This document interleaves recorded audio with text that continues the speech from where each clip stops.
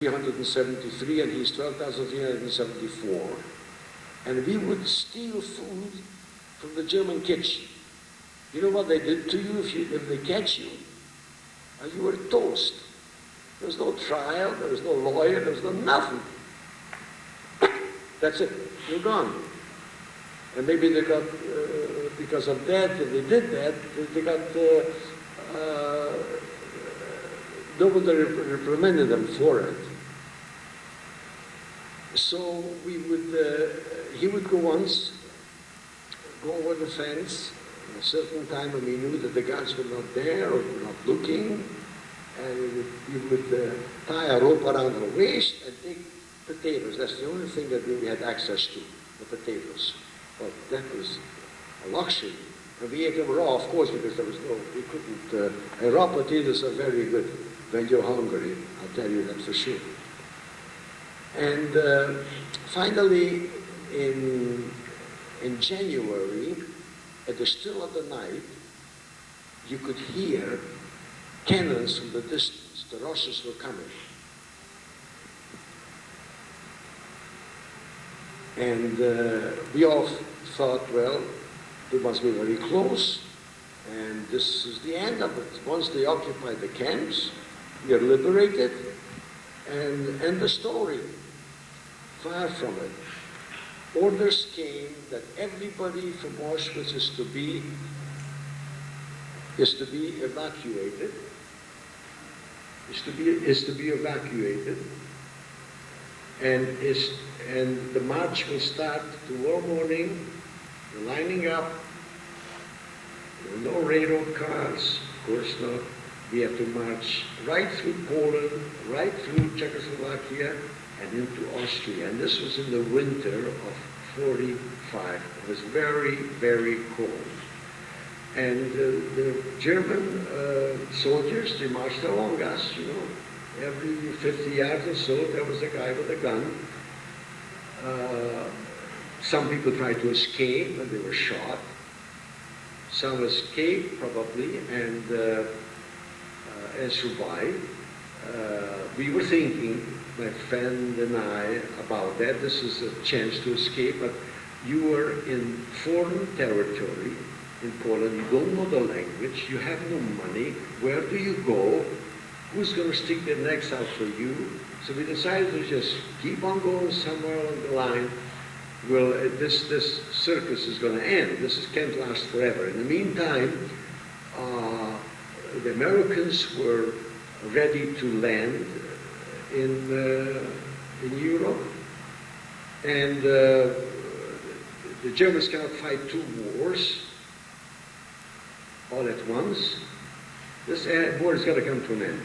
But Hitler had other plans. He was going to stay alive until every soldier is killed. He even harnessed 16 and 50-year-old kids to give them guns and go and fight. And he was in the bunkers down there celebrating.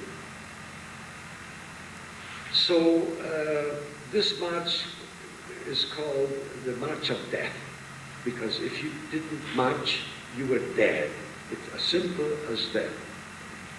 And symbolically, every year, there's thousands upon thousands of Jewish kids who go on that march, but they only march from Birkenau to Auschwitz, a 3-mile march, just a symbolic march to see where their grandfathers or great-grandfathers had to go. I think both my granddaughters went on that march. And finally we got to the Czechoslovakian-Austrian border, where they put us on cattle cars. Well, this was great because it was wide open, but there was snow up to your knees. But it was mild, and it was good to know that we were going to go someplace other than being in the car.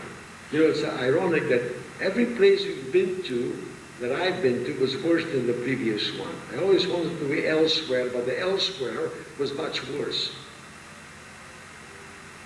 So they took us to Mauthausen. Mauthausen was like a warehouse for the Germans. They all the work, all the labor that came in there, all the prisoners that came into Mauthausen were dispatched to camps in the area, mostly mines. The Germans at that time had a problem because the Allied forces destroyed all their munition factories. So they were building munition factories in the mountains so that the Allies cannot destroy them. And that's what I was doing. After they sent us from Mauthausen into a place called Melk, very nice town, M-E-L-K, beautiful little town, but it had a concentration camp, and people would go to the mines every day and back again at night, and they were working in the mines. I was drilling, you know, those jackknives, or what they call them, those whatever, hammers. And I was drilling into the mountain like that. It wasn't tough drilling, but the darn thing weighed about 50 kilograms. And then there was a belt that there was another guy who just shuffled it on the belt and out it went. Very, very tough work.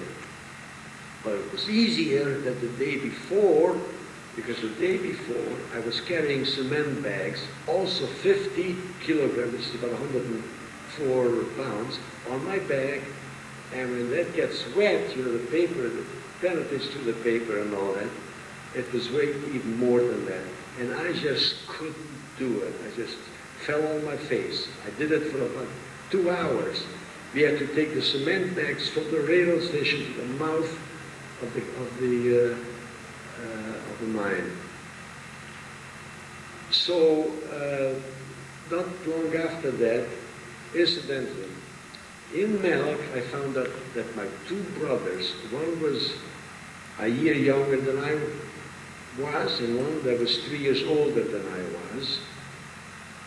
was killed right in Melk. I found people from my hometown who were together, and they simply said that, you know, they were so weak they took them to the hospital. But we now know what the hospital was. It was like a facade. There was nothing in the hospital but doctors with needles. Nobody who ever went in there. There was no nurses, there was no doctors, it was just, they took you there. But I suppose that the Red Cross examined the camps occasionally, so they put a big sign up there, hospital. So at this particular time I was probably at the lowest, because I always hoped that somehow my brothers might make it, because they were also young and strong, and because we were the last to go, we were in relatively good physical condition, unlike the Polish prisoners who were there for 5 or 6 years, or the French prisoners who were there for 4 years. So I was hoping that they might make it, but obviously they did not. The Russians kept on moving westward. And before long, Melk was occupied, and they kept pushing it forwards, west. Again, this time we walked from Melk to a place called Ebensee. And now we're talking about 4 weeks before the war was over, and they still kept us there. Now in Ebensee, not only couldn't I work anymore, I couldn't even walk anymore. We didn't get any nourishment during all the time that we left Auschwitz. And in the summertime at least, you could get grass and eat it, and that's what we did in Auschwitz. We had to walk about 3 miles to the factory, and all the grass was gone on either side of the road, because we would pluck the grass out and we would put it in the soup, which was nothing but hot water. So it is a matter of us to, who's going to come first, the devil or the Americans? Well, our camp was on a plateau. Ebensee, incidentally, is a gorgeous town. The river went through it. Either side of the river there are mountains, just beautiful stuff. And we was just waiting there and wedging out, as the kids are saying nowadays, but there was no vegetables, I can tell you. We were just waiting for something to happen. Sure enough, one day we heard a noise, the kind that tanks would make on gravel roads. And there it was, this huge tank, with a little flag about this size, USA. The guy approached the gates of the camp, and they opened the gates, but the guy who drove this tank did not enter the camp through the gates. He backed the tank up and he destroyed the fence. He just walked right over the fence. This was a symbolic move to make us feel that it's over, you're liberated now. So this poor guy, he couldn't move the tank because the prisoners just fell all over it, and he couldn't move it. Finally, he got up in that manhole, whatever you call it, and he says, I'm an American Jew, and you were liberated. I cannot help you, because the war was still going on. I have to join my group. But I was told in Abronsay that there's a camp 3 miles up on that plateau, so I came. Don't make the mistake of eating anything until a support group gets here tomorrow, because you haven't eaten for a long time and your system is not used to food. So now that you live to see liberation, make sure that you can make it further. Sure enough, next day, UNRWA girls came out. These were nurses, and they were dressed so smartly with uniforms. They had the honor uniform, the nice caps, and it was Eisenhower jackets. I don't know how many of you ever heard of Eisenhower jackets. And they weighed us, and they gave us pills, and they did everything that they had to do to put us on the right track. And it took me about 3 months before I could even go home, because I was so weak.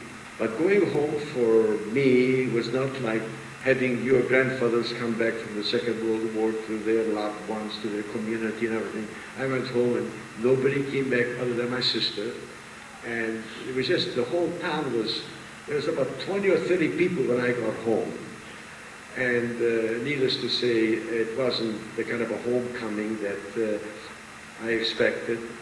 And before long I decided that I'm not going to hang around this place much longer. I'm going to go west. Initially I was going to go to Israel, and I want to see Paris before I go to Israel. So I went to Paris and eventually wound up in Canada. I met and married a Canadian girl, and you might see that my personal story is life goes on, and it's a happy ending. I've got 3 wonderful boys that are all professionals, and I just want to leave something with you kids, that there might be about, the reason for I'm doing this is, and I've been doing it now for 20 years, is because I want you to understand what racism is all about, and what happens when racism goes unchecked. And we must learn to give our fellow students, as you grow up, our fellow neighbors, respect regardless of their color, regardless of their nationality, regardless of their religion. Because it was the religious thing that got us. I'm talking about the Jewish people. And it's going on to a certain extent right now. Places like Darfur, it was Nigeria about 20 years ago. So don't judge your fellow students by his color, by his nationality, or by his religion, rather by his deeds. And I want to thank you for being so attentive.